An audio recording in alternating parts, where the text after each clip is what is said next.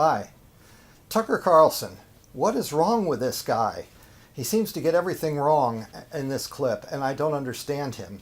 It seems like he thinks that if the president is impeached, that also means he's instantly removed and the Democrats get power.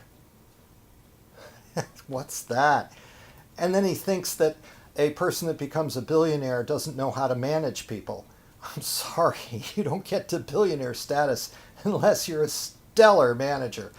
And then he also feels that somehow that the people that appreciate Trump don't know these obvious things. And we do know these obvious things. It's Tucker that seems to overlook the extremely obvious. Wait till you see this clip. Well, Donald Trump is a volatile president. He's impulsive. He changes course on a dime, sometimes without explaining why. Tucker, are you going to give examples, or are you just going to do character assassination with pure ad hominem attacks? He's elusive about what he really believes, and he talks and tweets about himself too much for his own good or for the country's good.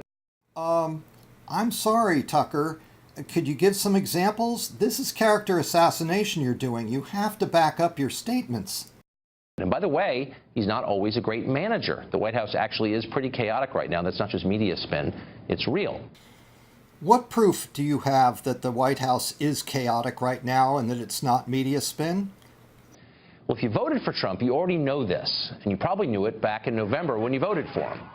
No, this isn't what I knew about Trump. It isn't what I know about Trump now, and you're spinning, not the voters, not the Trump supporters.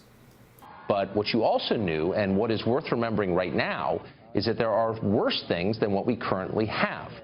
So the left badly wants to remove Donald Trump from office, not with votes in the next presidential election, as you typically see in working democracies, but they want to remove him right now, today, using legal action or impeachment or mass protests or whatever. It doesn't really matter how it happens, by any means necessary, as they often say.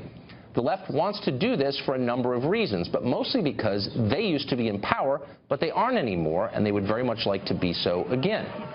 Okay, so let's imagine they get their way. Trump goes, and they're in charge once again. What happens then?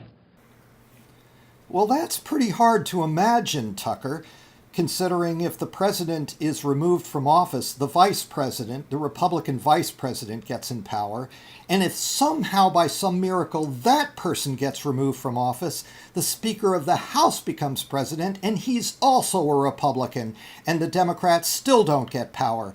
What is wrong with your brain, Tucker Carlson?